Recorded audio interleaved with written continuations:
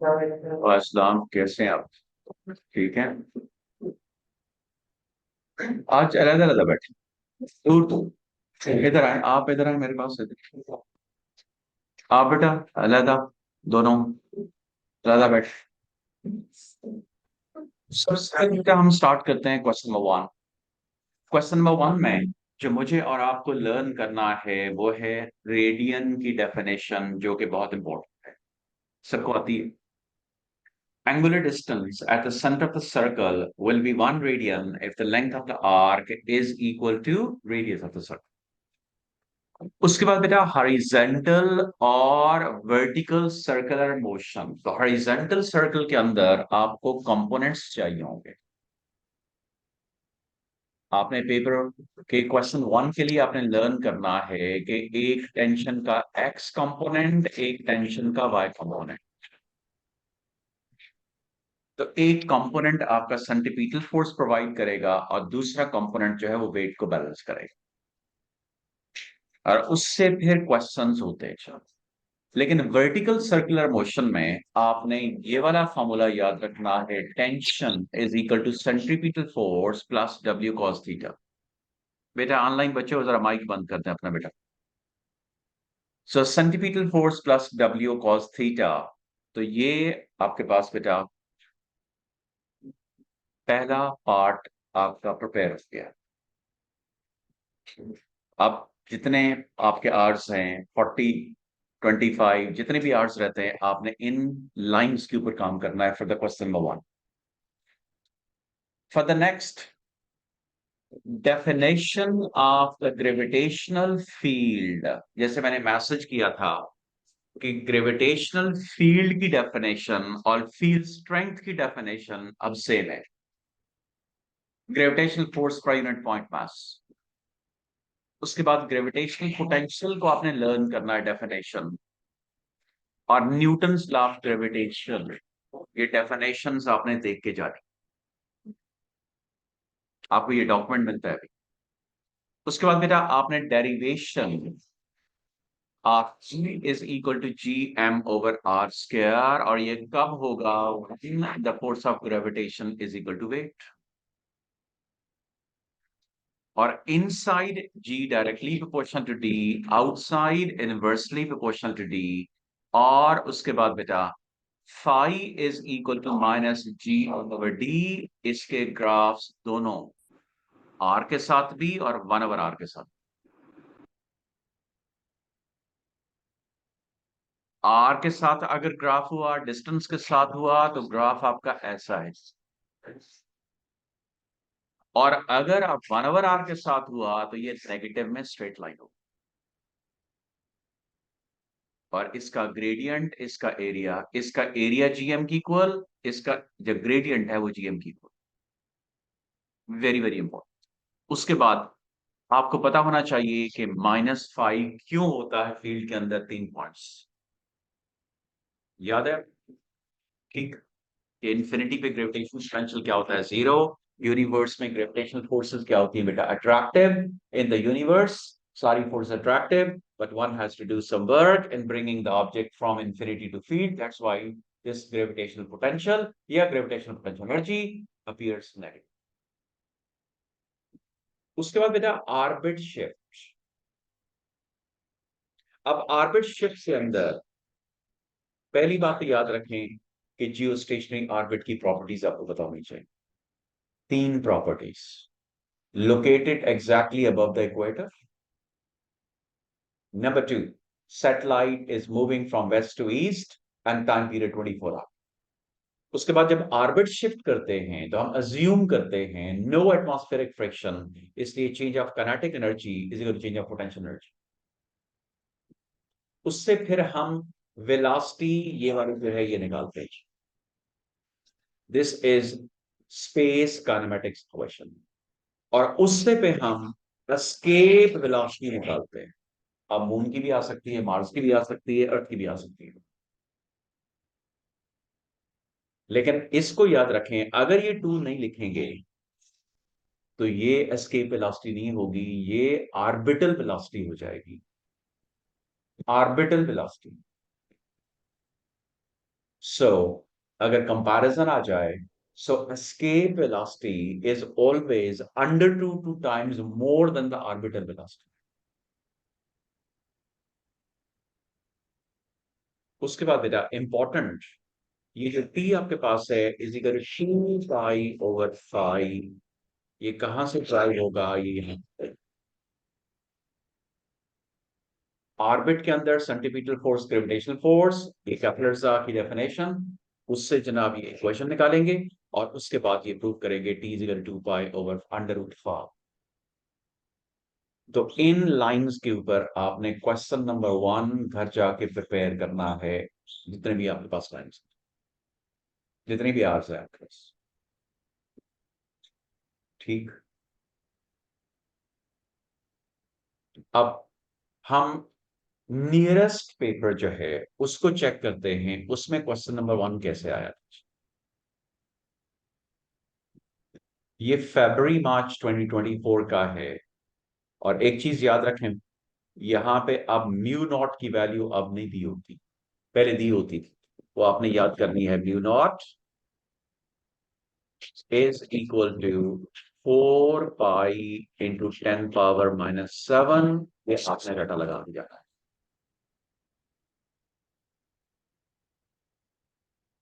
अच्छा, क्वेश्चन 1 पे आए, इसका देखते हैं क्वेश्चन 1 कैसा है जी, देखिए जरा। क्या जो हमने लर्न किया उसी में से कुछ है? यस। इसलिए जो मैं आपको बताऊंगा वो आप कर जाएंगे, फोकस करेंगे, आपका पेपर पूरा प्रिपेयर हो जाएगा। देखें वही है। उसके बाद मैंने आपको फाई का ग्राफ बताया, तो ये 1/r के साथ है, तो वहां आपके पास अगर आर का हुआ, आर का ग्राफ देखो, ये 1/r। और उसके बाद इसमें से क्या कैलकुलेट किया, show that the mass of the planet is this. तो इस ग्राफ का ग्रेडियंट माइनस जीएम है, क्यों है वो लिखा हुआ है। फाई की वैल्यू, जी, तो नहीं पुट करनी, ग्रेडियंट माइनस जी एम, तो ग्रेडियंट उस ग्राफ का निकाल लें, जी की वैल्यू पुट करें, एम आपके पास आ जाए। उसके बाद नेक्स्ट जरा चेक करें,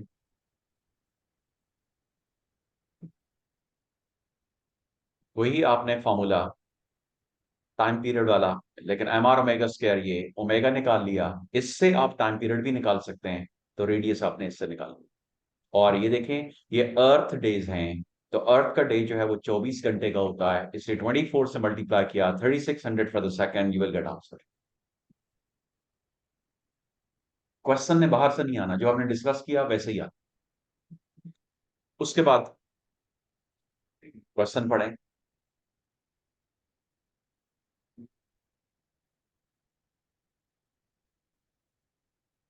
इन्फिनिटी पे gravitational potential energy with respect to planet नहीं होगी, क्योंकि वो पुल ही नहीं कर सकेगा, वर्क ही नहीं कर सकेगा।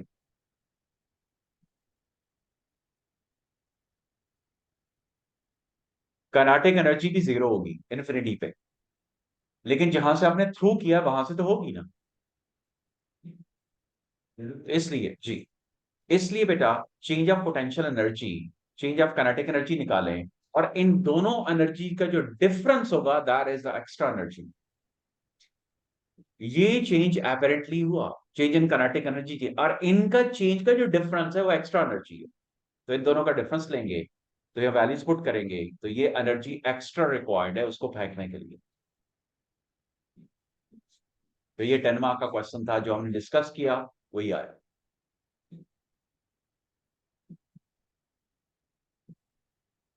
अब वापस जाते हैं जी, ये हमने डिस्कस किया अभी, वो जो आपके पास शीट मिली आपको।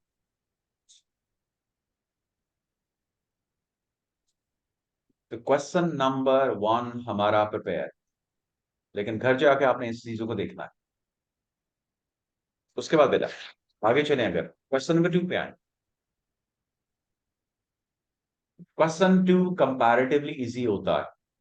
Definition of the ideal gas और proof of the ideal gas from the calculation. Definition में आपने लिखना है, a gas which obeys all gas laws PV is equal to nRT for all values of pressure, volume and temperature. और अगर आपने calculation से proof देना है उसका, तो फिर आपको प्रूफ ये करना पड़ेगा कि P1 V1 over T1 calculation must be equal to P2 V2 over T2. It means before and after change, it is obeying the all laws. क्या चाहिए?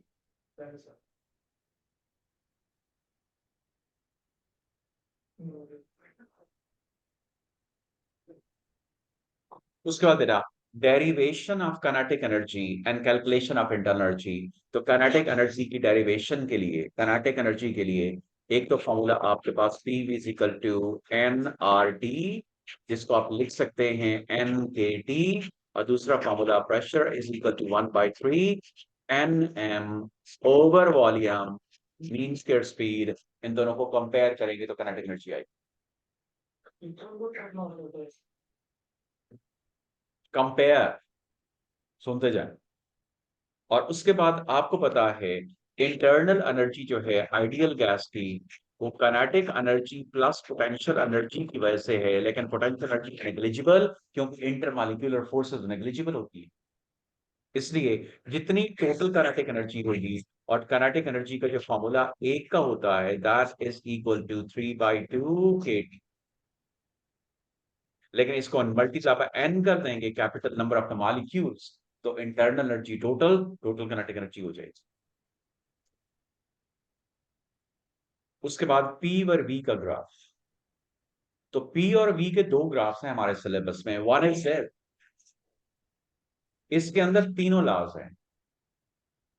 सो यहां पे प्रेशर कांस्टेंट, तो volume directly proportional to temperature. यहां पे volume constant, तो pressure directly proportional to temperature. और ये बॉयल्स लॉ, तो एक बॉयल्स लॉ, एक चार्ल्स लॉ, एक प्रेशर लॉ, तीनों लॉज हैं। और net change due to close loop internal energy में जीरो होगा। और दूसरा ये है, और इसमें कौन सा लॉ मिसिंग है? इसमें बॉयल्स लॉ मिसिंग है, बाकी लॉज दोनों डबल डबल है।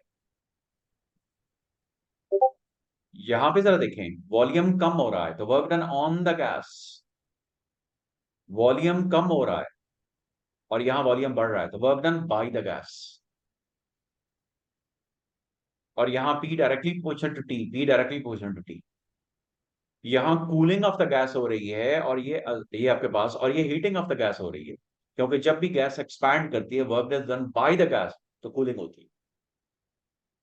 और यहाँ पे टेम्परेचर इंक्रीज कर रहा है, यहाँ टेम्परेचर डिक्रीज कर रहा है। तो नेक्लोज, ये आपके पास जो रेक्टेंगल बन रही है, फिर net energy change internal energy zero. उसके बाद qualitative and qualitative analysis of thermodynamics law. और थर्मोडायनामिक्स लॉ ये है Q is equal to U minus W। हमने लर्न करना है, अगर Q नहीं है तो U और V में क्या रिलेशन होगा? U is equal to W होगा। मतलब अगर आप आइसोलेटेड सिस्टम करेंगे, Q आपके पास जीरो हो जाएगा। अगर work done by the gas हुआ तो कूलिंग होगी, work done on the gas हुआ तो हीटिंग होगी।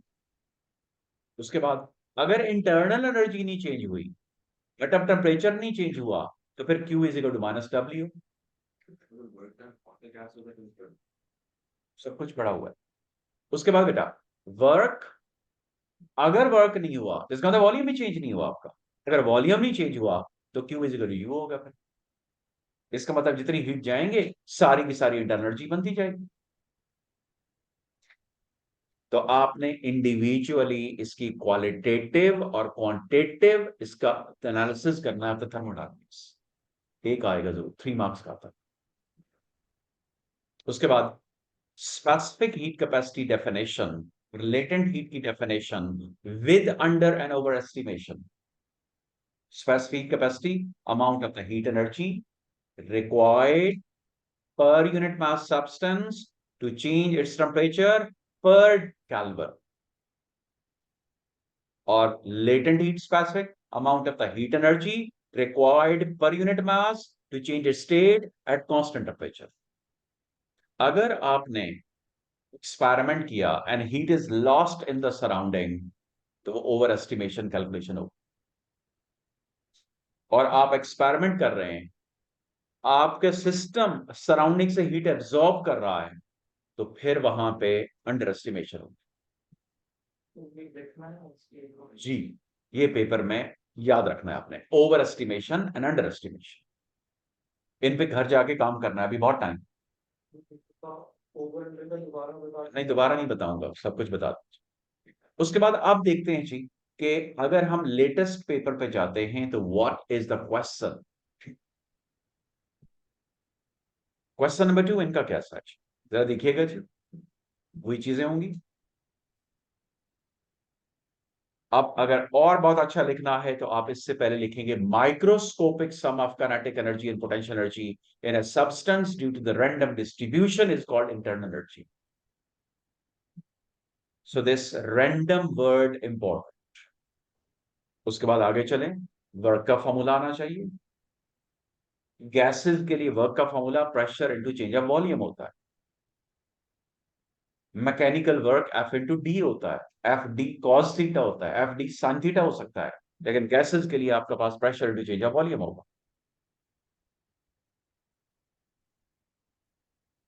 उसके बाद बेटा आप वही P1 V1 अब T1 P2 V2, ये फॉर्मूला कहाँ यूज होगा? आपके पास दो स्टेट्स हैं, इनिशियल फाइनल, या तो आपके पास दोनों का आंसर सेम आ जाएगा तो आइडियल गैस है, और अगर वो कह देता है नहीं आइडियल गैस है तो हमको ये क्वांटिटी मिसिंग जो है कैलकुलेट कर सकते हैं। और उसके बाद specific capacity Q is equal M C delta theta, कुछ भी आप कर सकते हैं।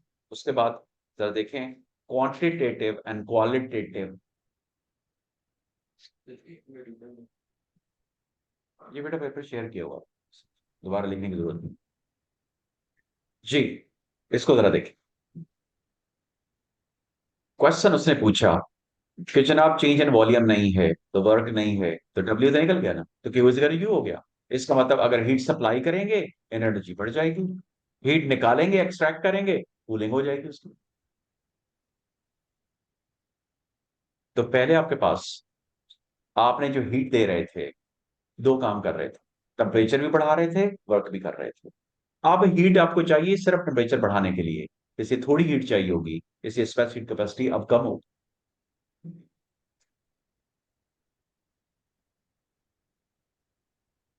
तो क्वेश्चन नंबर 2 हमेशा ऐसा ही इन्हीं लाइंस पे आता है। ओके, उसके बाद ये जो हमने ग्राफ किया था,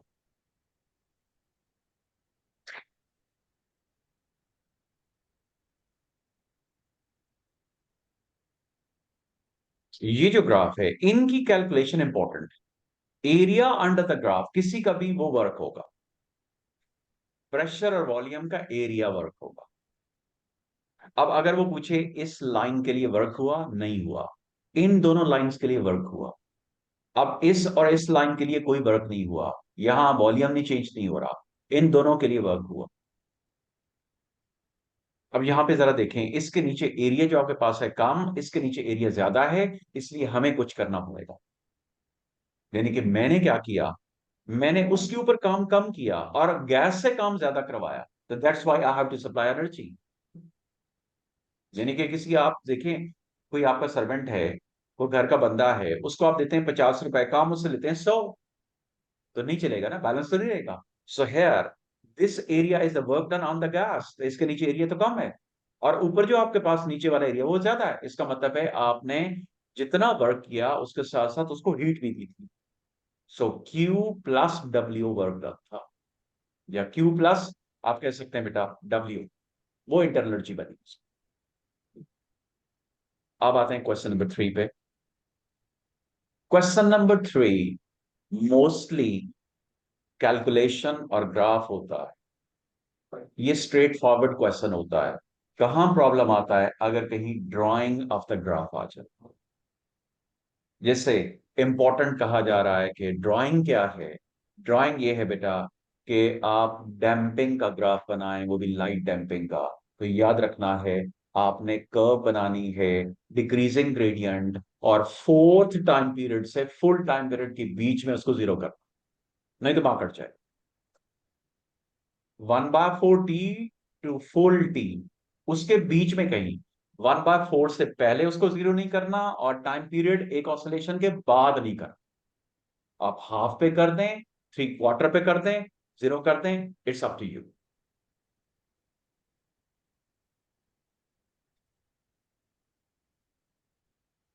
सबसे पहले बेटा, डेफिनेशन ऑफ सिंपल हार्मोनिक, और जो डेरिवेशन आपके पास है उसमें मतलब ये आपने शो करना है कि a directly proportional to minus x, and it can be any example. कोई भी एग्जांपल दी होगी उसमें आपने शो करना होगा कि it is executing, it is obeying simple harmonic motion. तो आपने शो करना होगा a directly proportional to minus x. उसके बाद एक्सेलरेशन डिस्प्लेसमेंट का ग्राफ हमें आना चाहिए।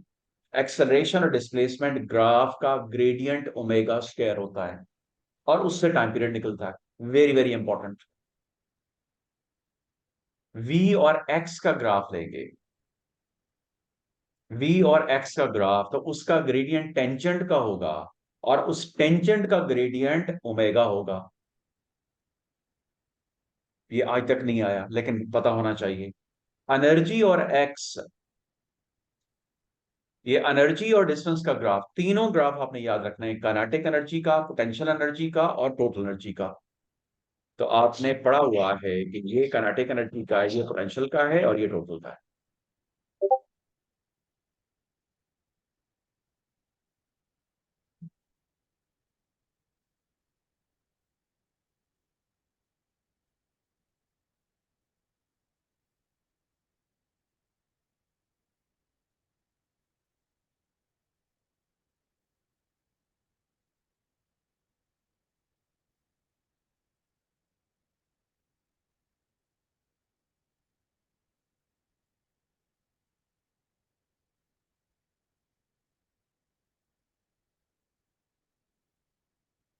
उसके बाद बेटा, अब कैलकुलेशन डैम्पिंग, और डैम्पिंग की कैलकुलेशन के लिए आपको याद रखें energy directly proportional to amplitude square. और डैम्पिंग के अंदर क्या चीज कांस्टेंट रहती है? Time period, frequency, angular speed, तीन चीजें कांस्टेंट रहती हैं।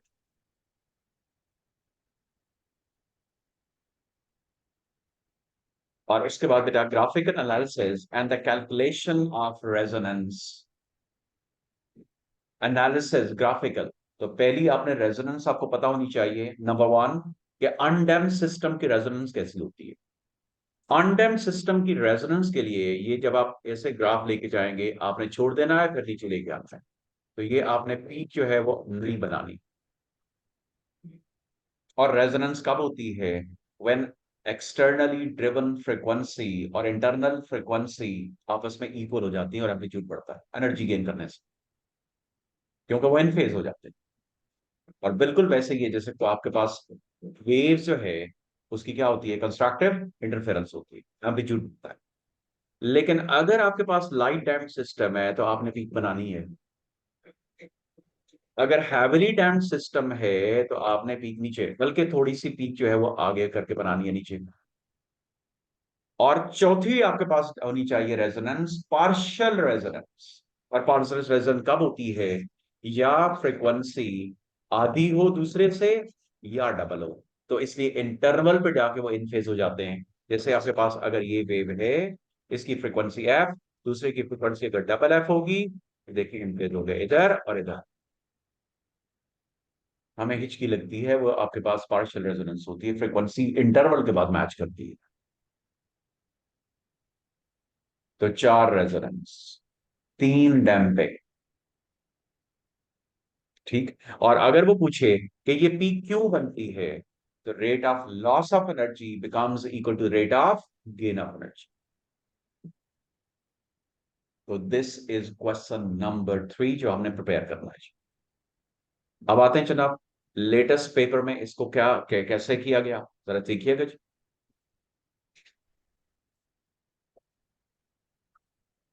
एक्सेलरेशन, ये फॉर्मूले तो आपको सबको आते हैं, पीछे लिखे भी होते हैं, जैसे मैंने नहीं बोले।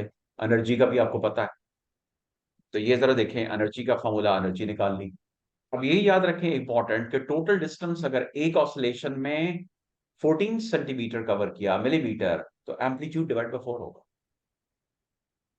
पेंडुलम यहां से छोड़ते हैं, इधर जाता है, फिर वापस आता है यहाँ पे, और अगर ये 20 सेंटीमीटर डिस्टेंस कवर करता है तो डिवाइडेड बाय 4 5 सेंटीमीटर का एम्पलीट्यूड होगा। Total distance covered in one oscillation divided by 4 is the amplitude. तो ये देखें, टोटल डिस्टेंस 14 किया, आप down below the mean position, then आप अगेन, तो 4 आपके पास पोजीशंस हुए। उसके बाद एंगुलर स्पीड से निकल आई। एक्सेलरेशन आपको पता है, इसका फॉर्मूला पीछे पेपर में लिखा होता है। और उसके बाद फिर क्वालिटेटिव क्वांटिटेटिव एनालिसिस, क्योंकि आप हाथ के ऊपर पेन रख के अगर हाथ को अप एंड डाउन ऑसिलेट करवाएंगे, तो जब आपके पास टॉप पे जाएगा, नीचे आ रहा होगा, तो फिर आपको फील होगा कि वेट का पेन का वेट नहीं है। क्यों? while moving downward, acceleration downward, और जी भी डाउनवर्ड, लेकिन ए बड़ा हो जाता है, वो जल्दी आ जाता है, वो वेट पीछे रह जाता है। तो ये आपके पास याद रखना है।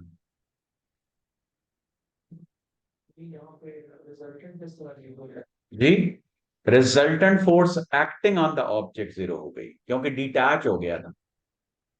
अगर ऐसा टूट जाए तो रिजल्टेंट फोर्स कितनी हो गई? जीरो। ठीक है, तो यहां पे जो रिजल्टेंट फोर्स ऑन द, क्या था, क्या चीज थी? ऑब्जेक्ट लिखा हुआ है या क्यूब लिखा हुआ है, क्या लिखा हुआ है? ऑब्जेक्ट। तो ये जनाब resultant force on the object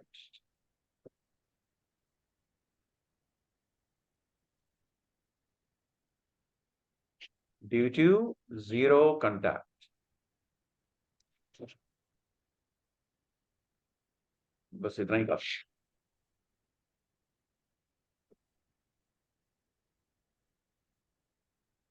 उसके बाद आप अगला क्वेश्चन कैसे प्रिपेयर करना है हमने।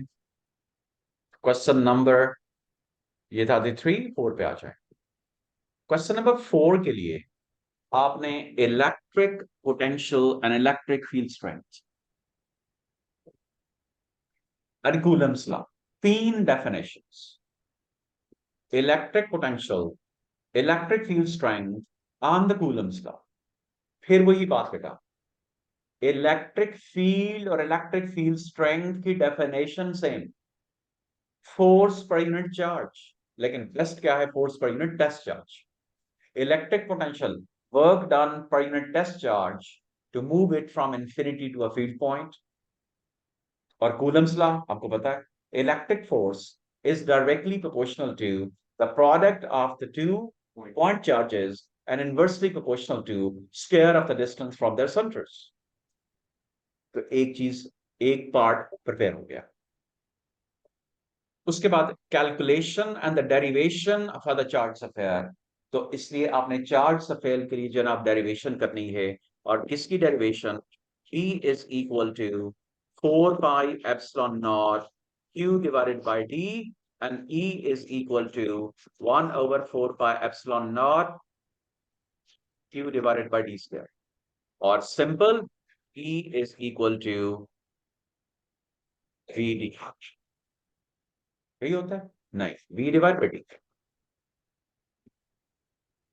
इलेक्ट्रिक पोटेंशियल के ऊपर डिस्टेंस डिवाइड करेंगे तो इलेक्ट्रिक फील्ड, अगर शॉर्टकट 1 मार्क का क्वेश्चन हो जाए। लेकिन अगर 2 मार्क का होगा तो फिर वी और ई यहां से आपने कैलकुलेट कर, ई इलेक्ट्रिक फील्ड स्ट्रेंथ है, not energy. B over D, ये वाला क्या है? जी, ये वाला क्या है? ये भी ई का फॉर्मूला, ये भी वही है। वी वोल्टेज आपके पास, यहाँ भी वी वोल्टेज। सर अगर वो हमसे 1 मार्क का क्वेश्चन क्या लिखेंगे आगे? 1 मार्क का ये फॉर्मूला लगा लें। अच्छा ठीक। ओके, उसके बाद बेटा, आप graph of VD and ED drawing and calculation. तो ये वी और डी याद रखें। अगर हमारे पास वी और डी का ग्राफ है, तो पहले ये ऐसे होगा और उसके बाद ये ऐसे होगा।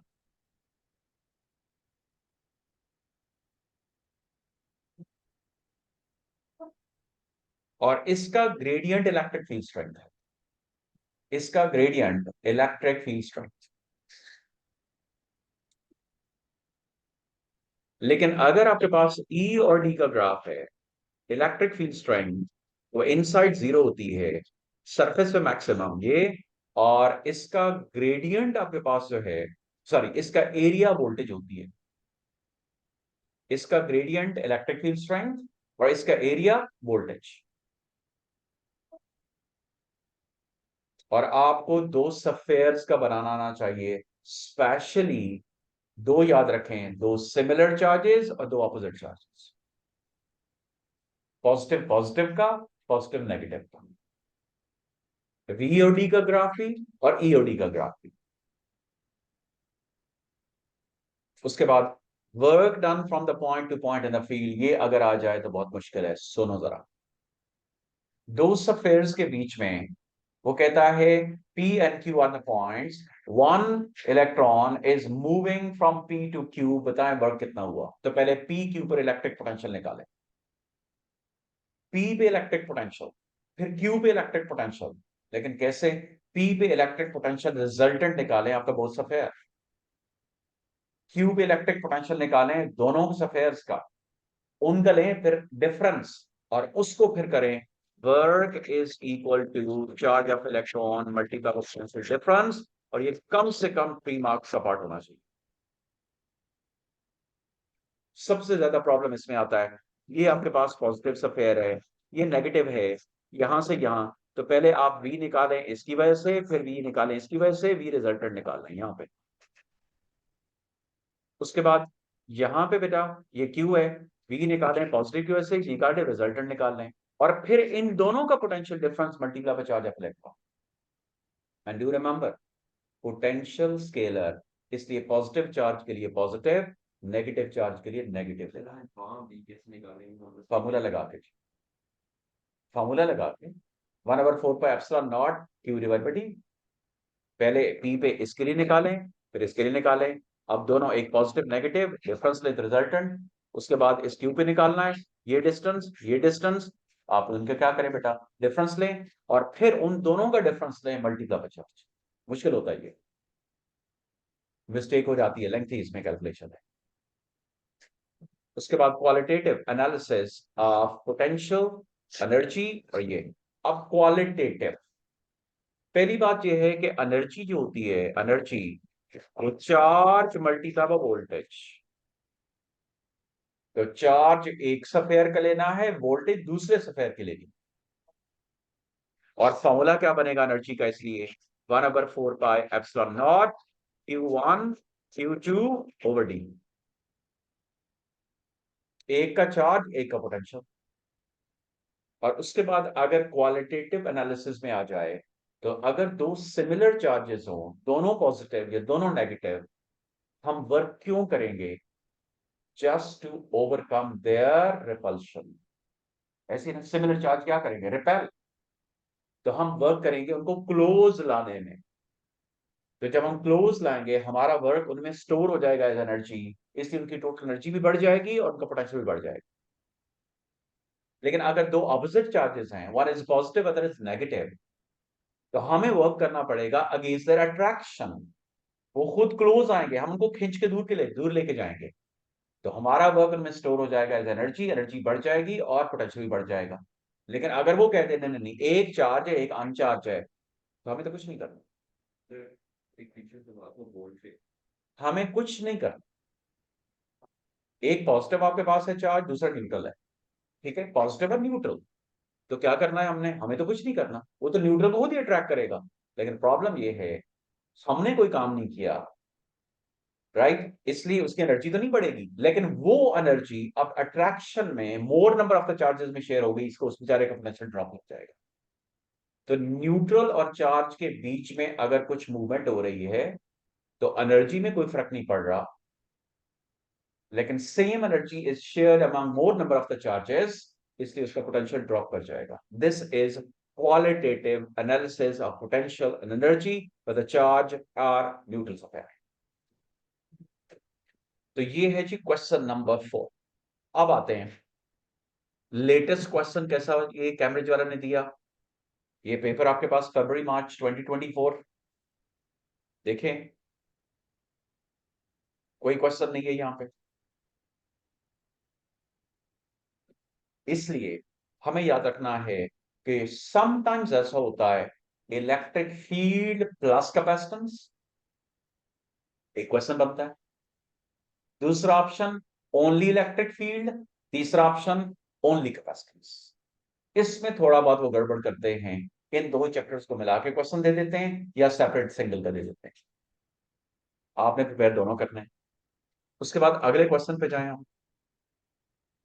क्वेश्चन नंबर 5, कैपेसिटेंस प्रिपेयर करने के लिए डेफिनेशन कैपेसिटेंस की सबको आती है, लेकिन फिर भी मार्क्स नहीं मिलते। क्यों? हम लिख आते हैं it's a ratio between charge end voltage, 0 mark. It's a ratio between charge of one plate and potential difference between both plates, नहीं तो कोई मार्क नहीं मिलता। उसके बाद बेटा आपको ग्राफ रीड करना है, आई टी का ग्राफ ड्रॉ करना, क्यू टी का ग्राफ चार्ज और टाइम का ग्राफ, और उसके बाद वी और टी का ग्राफ। जब चार्जिंग होगी तो करंट कम होता है, चार्ज बढ़ता है, वोल्टेज बढ़ती है, ये आपने याद रखना है। और ये आई और टी आपके पास जो है इसका graph Q is equal to I T, इसलिए उसका area charge store on one plate. अब ये ग्राफ आपका लीनियर भी हो सकता है, एक्सपोनेंशियल भी आ सकता है पेपर में। और जब चार्ज कांस्टेंट हो जाए, जब चार्ज कांस्टेंट हो जाए, जब वोल्टेज कांस्टेंट हो जाए, तो that point is the time at which the charge at which the capacitor is fully charged. यानी कि अगर आपके पास ये बना हुआ है ऐसे ग्राफ, और ये, और आप यहां देखें ये स्ट्रेट लाइन बनी, तो ये आपका फुल चार्ज हो गया। This is the time. और याद रखें ये time capital T time constant नहीं है। ये वाला जो टाइम आपके पास है this is not equal to the time constant जिसको आप आरसी कहते हैं, नहीं है प्लीज। उसके बाद एनर्जी कैलकुलेशन, एनर्जी के तीनों फॉर्मूला आपके आने चाहिए, 1/2 Q V, 1/2 C V square और 1/2 क्यू स्क्वायर ओवर सी। लेकिन जब डिस्चार्ज हो रहा होता है तो यूजुअली एनर्जी का formula 1/2 C bracket V one square minus V two square लगता है।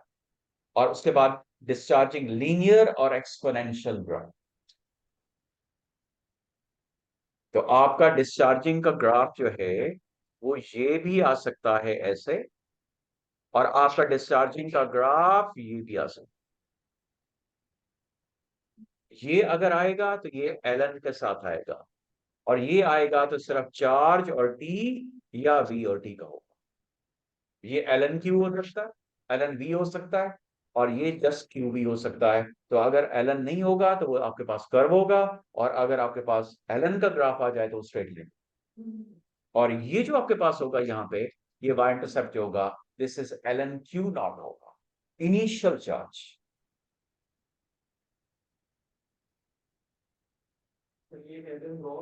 जी बता देता हूं, ये फॉर्मूला होता है Q is equal to Q naught e power minus T over R C. अब अगर एलन लेते हैं तो ये बन जाता है L N Q is equal to minus T over R C plus L N Q naught. X axis पे टाइम, तो ये -1/RC ग्रेडियंट हो गया, और L N Q naught Y intercept हो गया। किस लाइन का? इस लाइन। जी इनिशियल चार्ज होता है, जब डिस्चार्ज करने लगते हैं तो शुरू में जो चार्ज होता है, और इसका जो ग्रेडियंट आपके पास होगा वो -1/RC होगा, मीन -1 टाइम कांस्टेंट होगा। उसके बाद derivation of the discharge equation potential और चार्ज, ये वाला, और ये याद रखें कि टाइम कांस्टेंट होता क्या है। टाइम कांस्टेंट वो टाइम होता है जिसमें कैपेसिटर 37% डिस्चार्ज होता है, 37% डिस्चार्ज होता है। This is a time at which the capacitor discharges 37% of its charge. तो अगर वो पूछे प्रूफ बताएं, तो Q is equal to Q naught e power -1। तो ई पावर -1 करें कितनी हुई कैलकुलेटर से? तो 0.367, तो 37 हो गया अप्रोक्सीमेटली।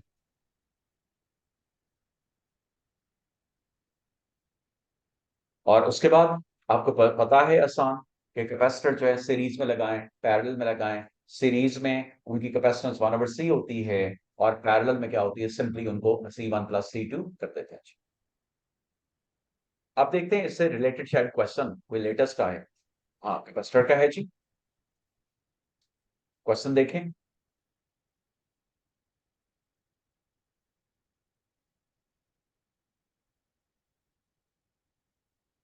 सिंपल, ऐड किया आपने, एनर्जी निकाली, यही होता है एनर्जी डिफरेंस। उसके बाद कैपेसिटर यहाँ स्मूथनिंग के लिए अगले में चला गया, अल्टरनेटिंग करंट के साथ चला गया। स्मूथनिंग के लिए कैपेसिटर हमेशा क्या लगाते हैं, पैरेलल में लगाते हैं, तो रेजिस्टर के पैरेलल में लगा दिया, और ये स्मूथनिंग का ग्राफ है। अब कहता है डिटरमिन द टाइम कांस्टेंट। अब कैपेसिटर इस लाइन में डिस्चार्ज हो रहा है, तो डिस्चार्ज वाली ये वाली लाइन जो आपके पास है, ये देखता कभी भी स्ट्रेट लाइन नहीं बनानी, आपको शायद नजर आ रही हो, ये थोड़ी सी कर्व्ड है, देखें, और कर्वेचर इसका ऐसे होगा। अब इनिशियल चार्ज की बात करें, इनिशियल वोल्टेज की बात करें, तो वो 4 है, और जब वो फुली डिस्चार्ज होकर फिर चार्ज होने लगा, तो ये वोल्टेज आपको देखनी पड़ेगी 3.2 है।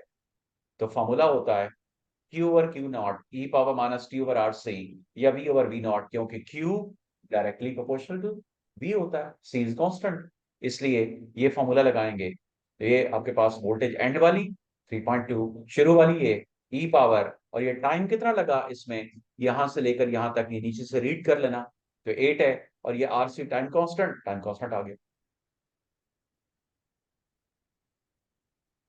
तो ये R C time constant, R resistance, C capacitance, R resistance, C capacitance.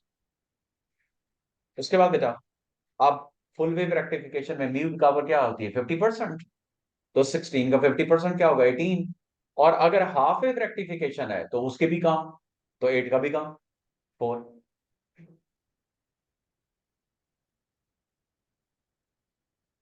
उसके बाद बेटा क्वेश्चन नंबर 6 पे आए,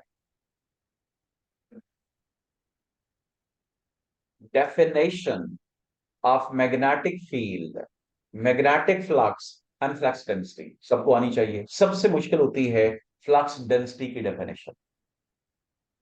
Magnetic flux density is the magnetic force experienced per unit length conductor carrying unit ampere current when placed perpendicularly inside the magnetic field.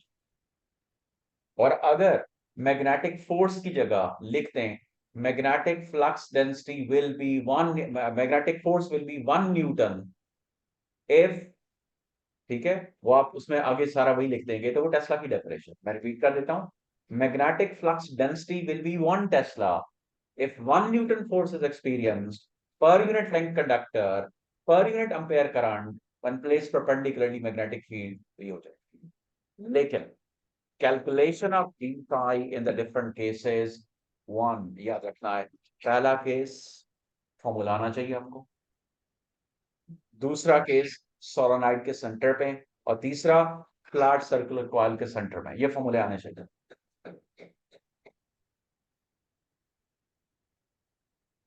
उसके बाद graphical analysis of dt and phi t। अब इसमें सबसे पहले force का ये formula charge particle के लिए, 3il sin थीटा वायर के लिए, या अगर दो वायर्स हों तो उसके लिए ये mu naught I1 I2 over 2 पाई डी, और अगर एक बार उनमें से इंफिनिटी लॉन्ग हो तो फिर फोर्स पर यूनिट लेंथ, ये लेंथ नीचे ले आएंगे, फोर्स पर यूनिट लेंथ,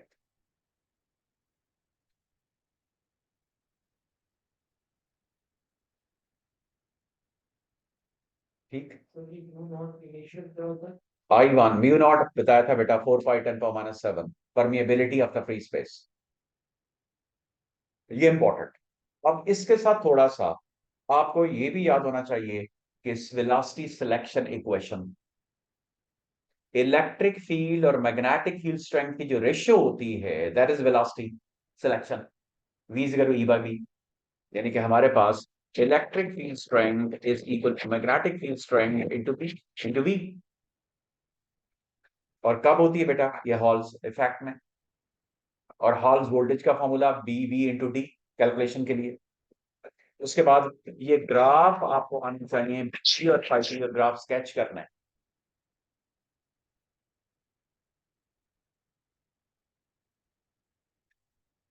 उसके बाद क्वेश्चन नंबर 7 पे आए।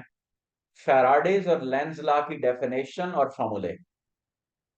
ये है जनाब आपका फैराडेज लॉ, लेकिन हो सकता है कैलकुलेशन में वो एन फाई एफ कह दे,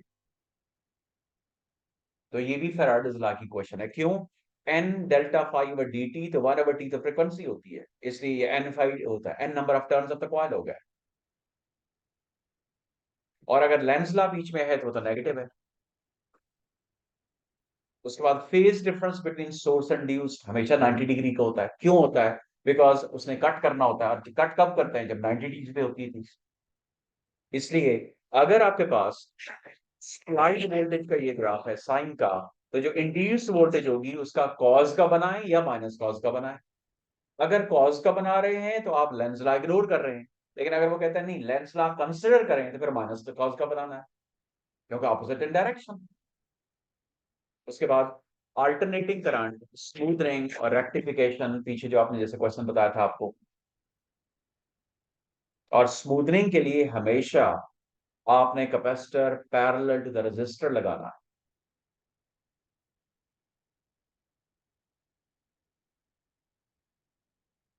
ठीक है। उसके बाद application of the eddy current, transformer में एडी करंट होता है, इलेक्ट्रोमैग्नेटिक डैम्पर में एडी करंट होता है। और एडी करंट क्या होता है कि जनाब आपका क्लोज लूप होता है, विदाउट रेजिस्टर शॉर्ट सर्किट होता है, करंट लार्ज इंड्यूस होता है और सडनली लॉस हो जाता है। उसका हीटिंग इफेक्ट, उसका मैग्नेटिक इफेक्ट लार्ज होता है। डैम्पिंग, तो ट्रांसफार्मर का फ्रेम मेटल का होता है, मैग्नेटिक फील्ड कट करती है, कट होता है, उससे करंट प्रोड्यूस होता है, इसलिए ट्रांसफार्मर हीटअप होता है। एबीएस ब्रेक भी यही होती है, जिसको इलेक्ट्रोमैग्नेटिक डैम्पिंग कहते हैं। जी जी, डैम्पिंग को बढ़ा देता है। आप जरा चेक करें मैग्नेटिक फील्ड का।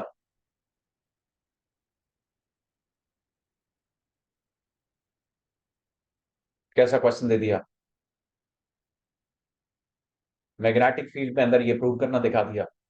आपको फॉर्मूला पता है, मैग्नेटिक फील्ड पार्टिकल के ऊपर सेंट्रीपिटल इफेक्ट देती है। अगर चार्ज पार्टिकल इलेक्ट्रिक फील्ड में जा रहा होगा तो वो पैराबोलिक पाथ होगा, वो प्रोजेक्टाइल मोशन की तरह होगा। लेकिन चार्ज पार्टिकल मैग्नेटिक फील्ड में जा रहा होगा तो वो सर्कुलर मोशन होती है। उसके बाद बी कैलकुलेट करनी है आप। फिर आपके पास क्वालिटेटिव एनालिसिस उसका, फ्लैमिंग लेफ्ट हैंड रूल भी आ सकता है इंड्यूस्ड इंडक्शन के लिए। उसके बाद आगे चाहिए ये वो Hall's effect, E is equal to B into B value. और इसको वेलोसिटी सिलेक्शन इक्वेशन कहते हैं। ये चार्ज पार्टिकल क्यों स्ट्रेट जाता है? क्योंकि इलेक्ट्रिक फोर्स और मैग्नेटिक फोर्स आपस में क्या हो गई? इक्वल। रिजल्टेंट फोर्स जीरो हो गई। इसलिए electric force E Q, magnetic force B Q V sine theta की इक्वल हो गई। तो साइन थीटा जीरो, साइन 90, इसलिए साइन लिखा ही नहीं। जी। उसके बाद ये जरा चेक करें। अब मैग्नेटिज्म सबसे हैवी है आपके पास, देखें दो क्वेश्चन हो गए इसके, 6, 5 और 6 दो क्वेश्चन आ गए एक ही चैप्टर में से। अब ये क्वेश्चन आपने पढ़ा, यूजुअली मैग्नेटिक फील्ड जो है ये बीच में आपके पास ऐसे जा रही है, नॉर्थ पोल से बाहर निकलती है, साउथ पोल पे एंटर। अब फ्लक्स लिंकेज एक्स से वाई तक, तो एक्स से वाई तक तो ऑलमोस्ट वो स्ट्रेट लाइन है, इसलिए फ्लक्स क्या होगा? कांस्टेंट होगा, ऑलमोस्ट स्ट्रेट लाइन। फिर शेप आपने बतानी है, इनसाइड द लाइंस पैरेलल है, इसलिए स्ट्रेट आपके पास है। फिर उसके बाद जैसे बी और अब मैंने टी का ग्राफ बनाया था, इससे calculation N five N B A, फिर ग्राफ बनाना। अब इसका ग्रेडियंट जो आपके पास है वो ईएमएफ इंड्यूस्ड है, तो इसका ग्रेडियंट चेक करें, इसका ग्रेडियंट चेक करें। ये दोनों का ग्रेडियंट सेम है। क्यों? यहां तक देखें हाइट सेम, यहां तक इसकी बेस सेम, तो सेम ग्रेडियंट। लेकिन मसला ये है कि ये ईएमएफ ज्यादा देर के लिए इंड्यूस हुई, तो इसलिए इसकी लाइन देखें कांस्टेंट ज्यादा देर के लिए है। तो फाई और टी के ग्राफ का ग्रेडियंट ईएमएफ इंड्यूस्ड होता है। Why? Because E is equal to N D phi over D T.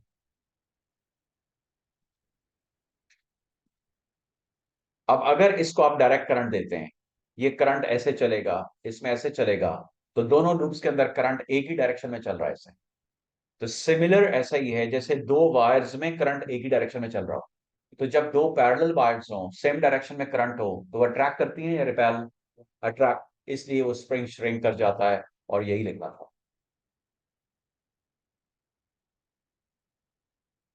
तो जब भी स्प्रिंग पड़ा होगा उसके साथ सेल लगाओगे ना, तो श्रिंक कर जाएगा। क्यों? करंट जब फ्लो करेगा लूप में से, तो बिहेव करेगा like two parallel wire in same direction, traction हो जाएगी। F is equal to B I L sine theta. उसके बाद बेटा अगले क्वेश्चन पे आए, क्वेश्चन नंबर 8 पे।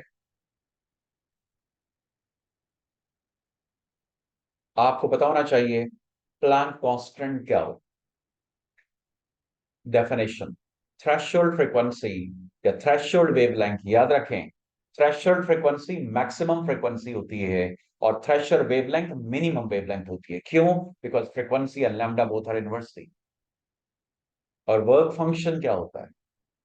Minimum energy of the incident photon which enables the electron to be ejected from the metal surface। और वर्क फंक्शन हमेशा एच एफ नॉट होता है, और एफ नॉट थ्रेशोल्ड फ्रीक्वेंसी है। उसके बाद इंटेंसिटी की कैलकुलेशन, रेडिएशन प्रेशर की कैलकुलेशन, दोनों रिफ्लेक्शन और एब्जॉर्प्शन में। पता है फॉर्मूले क्या है इंटेंसिटी के? Intensity power divide by area, power energy divide by time, energy H C over lambda. तो इस तरह डेरिवेशन है उसकी। और जब इंटेंसिटी निकाल लेंगे, ठीक है, इंटेंसिटी, उससे पावर भी निकल सकती है। Change of momentum, momentum H over lambda, तो चेंज ऑफ मोमेंटम से फोर्स निकलेगी, फोर्स से प्रेशर निकल आएगा। तो ये घर जाके आपने कैलकुलेशंस करनी है। उसके बाद फोटोन थ्योरी ऑफ रिलेटिविटी।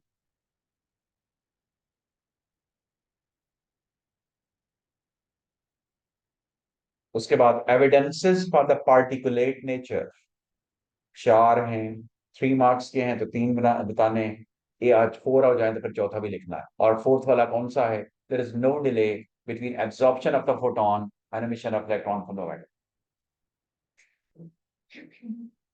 ये सारी चीजें घर जाकर आपने रिवाइज करनी। उसके बाद kinetic energy frequency, kinetic energy frequency का ग्राफ या कनेटिक एनर्जी वेवलेंथ का ग्राफ।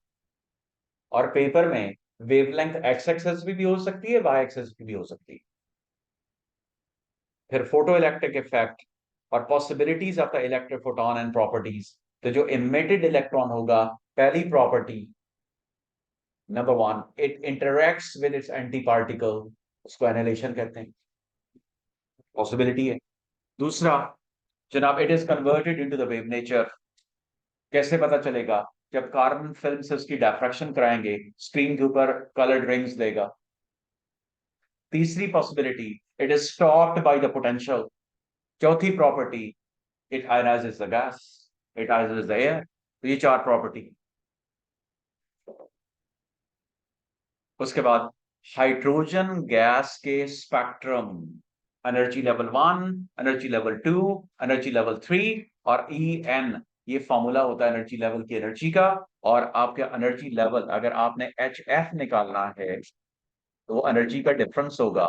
और डिफरेंस ऑफ एनर्जी यानी कि ये फर्स्ट ऑर्बिट है, सेकंड, ये यहां से इलेक्ट्रॉन जंप करके यहां गया है, तो ये एनर्जी का डिफरेंस निकालें, तो ये यहां से एच एफ करके उस फ्रीक्वेंसी को निकाल कैलकुलेट कर सकते हैं फोटोन।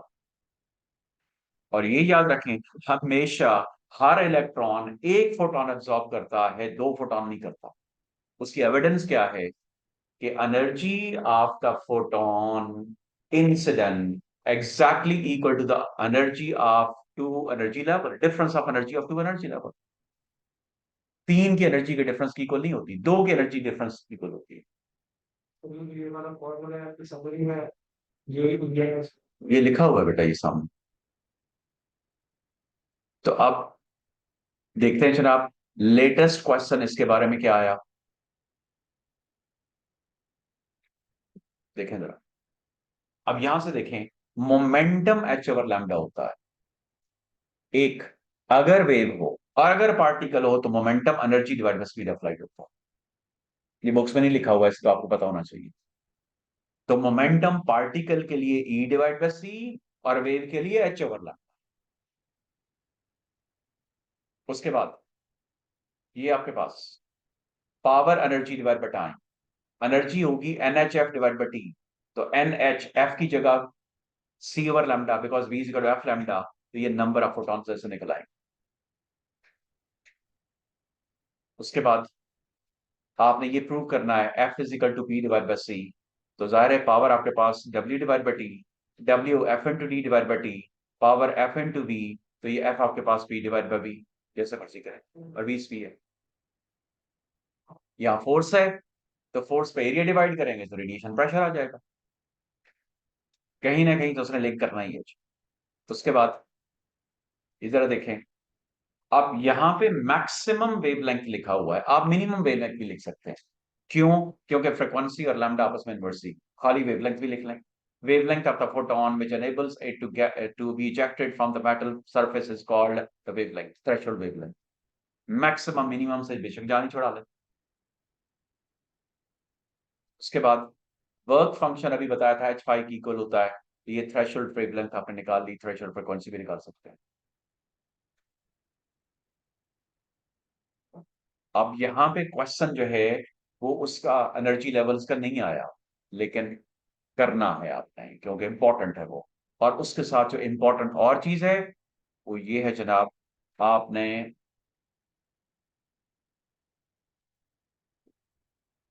ये तीन चीजें इंपॉर्टेंट है। आपने line spectra, emission spectra, absorption spectra, इनकी डेफिनेशंस देखे जाए कि इनके बीच में डिफरेंस क्या होता है, एब्जॉर्प्शन स्पेक्ट्रम क्या होता है, एमिशन स्पेक्ट्रम क्या होता है, लाइन क्या होता है, और किसके होते हैं, हाइड्रोजन, ठंडी हाइड्रोजन। आपको ग्रुप के अंदर मैंने पिक्चर भी भेजी थी, वो देखना जरूर। उसके बाद क्वेश्चन नंबर 9 पे है। क्वेश्चन नंबर 9 में सबसे पहला जो क्वेश्चन बनता है, या तो बाइंडिंग एनर्जी की डेफिनेशन पूछता है या डायरेक्ट कैलकुलेशन पे आ जाता है।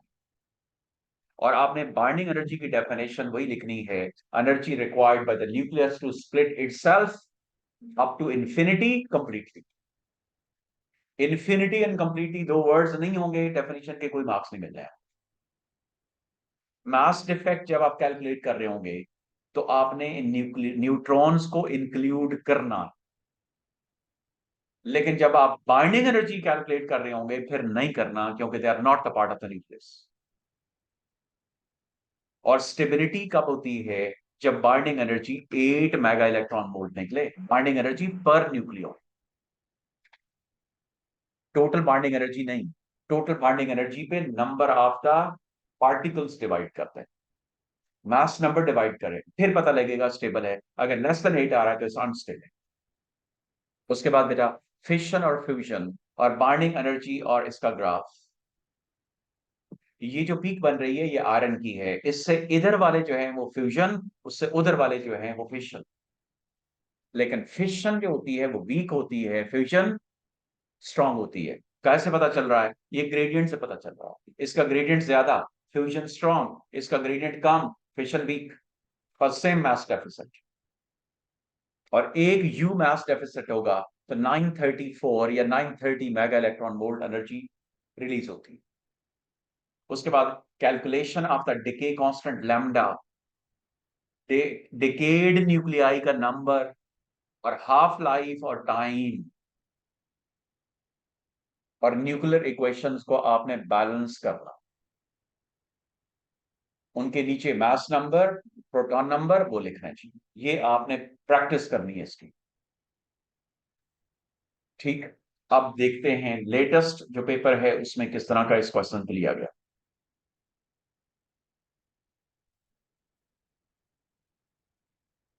Energy required by a nucleus to split itself into individual nucleons completely up to infinity।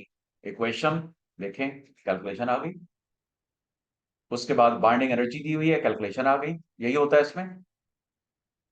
फिर उसके बाद ये देखें, ये आइसोटो, हाँ अगर आपके पास आइसोटोप्स हैं, दोनों की बाइंडिंग एनर्जी सेम हो सकती है, लेकिन बाइंडिंग एनर्जी पर न्यूक्लियॉन सेम नहीं हो सकती। उसकी रीजन ये है कि one has more number of the particles, one has more number of the neutron. तो जिसके नंबर ऑफ न्यूट्रॉन ज्यादा है वो अनस्टेबल है as compare to the other one. Both isotope are having the same binding energy but different binding energy per nucleon because one has more number of neutrons.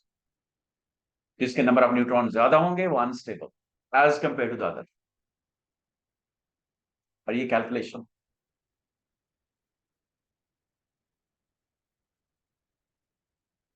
आप याद रखें, formula total number का होता है, अनडिकेड और decade को mix करेंगे तो ओरिजिनल नंबर आएगा। और यहां पे देखें, नंबर ऑफ डिकेड 31, अनडिकेड 1, तो टोटल कितने थे? 32 थे, एंड नॉट तो 32 है। तो ये याद रखना है और एक क्वेश्चन लगाएंगे, हाफ लाख आ जाएंगे। तो याद रखना है डिके कांस्टेंट की डेफिनेशन इंपॉर्टेंट है लैम्डा की। वो क्या है? Probability of any nucleus per unit time to decay is called decay constant. और एक्टिविटी आपके पास क्या होता है? रेट ऑफ डिके होता है। एक्टिविटी बैकवर्ड में होती है और डिके कांस्टेंट की यूनिट 1/सेकंड होती है। उसके बाद बेटा नेक्स्ट क्वेश्चन नंबर 10 पे आए। इसमें बेटा दो तो आते ही आते हैं, आपको लर्न करना है भाई, ये रटे में। आपने एक्सरेज की प्रॉपर्टी याद रखनी है। एक्सरे प्रोड्यूस कैसे होती है बेटा, उसकी इंटेंसिटी और उसकी फ्रिक्वेंसी, उनके फैक्टर्स क्या हैं, और उसकी attenuation I is equal to I naught e power minus mu x की कैलकुलेशन। और एक्सरे कैसे आपके पास डिटेक्ट होती है? After transmission through the body, through the medium pass कर जाती है।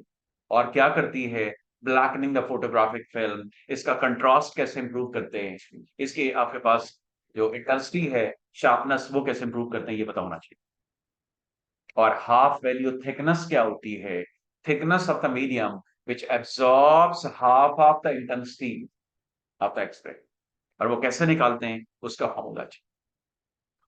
देखें, I is equal to I naught e power minus mu X. और हाफ वैल्यू थिकनेस जो होती है वो 0.693 divided by mu absorption coefficient.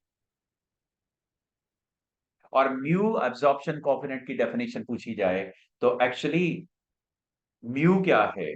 Mu आपके पास बेटा ये एबिलिटी ऑफ द ऑब्जेक्ट या thickness of the object which absorbs half the intensity. या आप कह सकते हैं it is the ability to absorb per unit length. ये ज्यादा बेहतर है।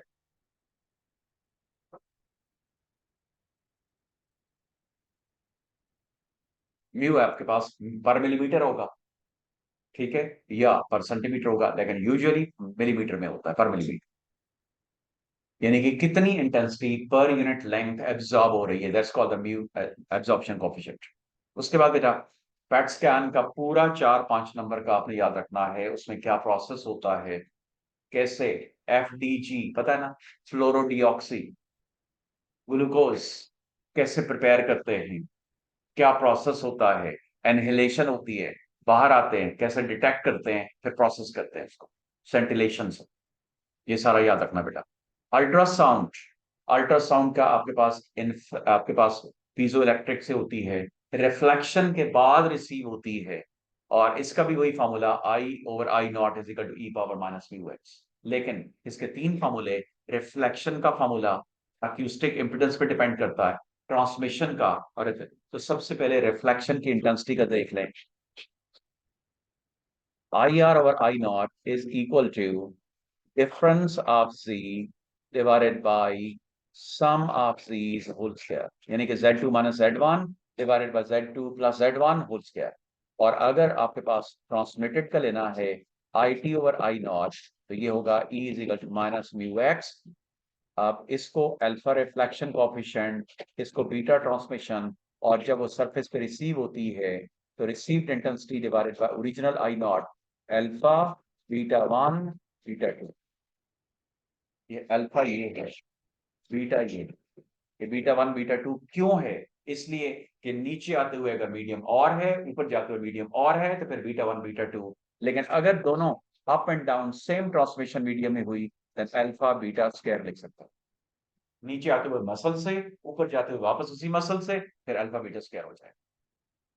और इनके एडवांटेजेस कंपैरिजन में लर्न करना। अब पेपर पे आए जी।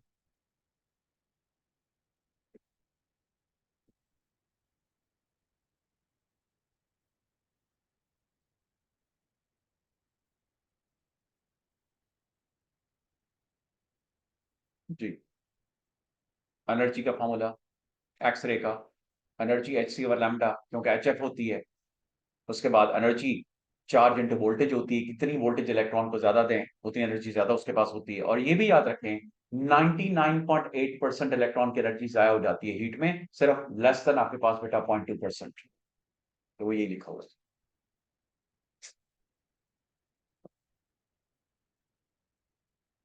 उसके बाद ये आपके पास कैलकुलेशन ऐसे, अक्यूस्टिक इम्पिडेंस जो अभी मैंने आपको फॉर्मूले बताए, आपने प्रैक्टिस करनी है।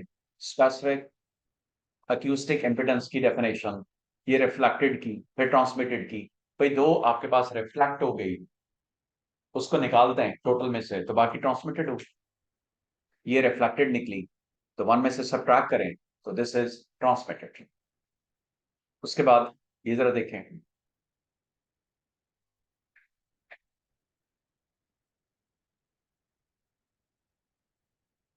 क्वेश्चन पढ़ें और लिखना है। फिर उसका कई क्वेश्चन ऐसे होते हैं जो सोच के लिखने होंगे।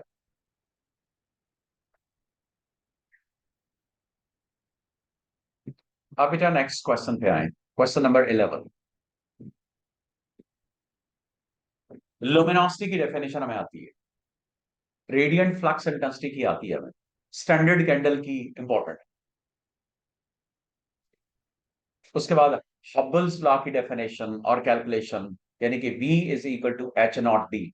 और 1/h0 क्या होता है? Age of universe.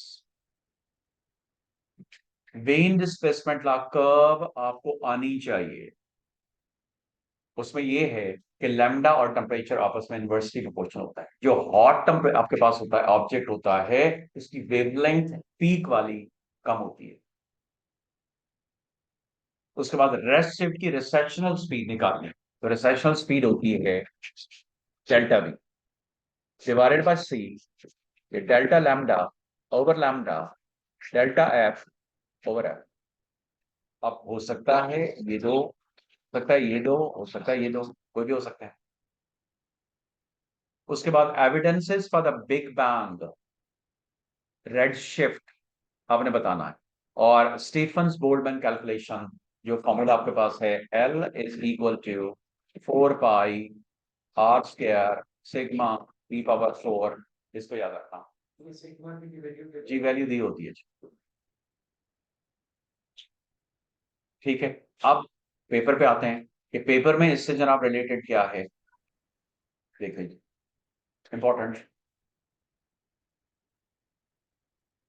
उसके बाद फ्लक्स इंटेंसिटी कैलकुलेशन, ये लुमिनोसिटी है और ये डिस्टेंस है, कर्व है, आपको ड्राइंग आ सकती है। और उसके बाद ये आपके पास बेटा ओरिजिनल वेवलेंथ है। रेड शिफ्टेड में वेवलेंथ तो बढ़ जाती है, आपको पता है डॉपलर्स इफेक्ट में।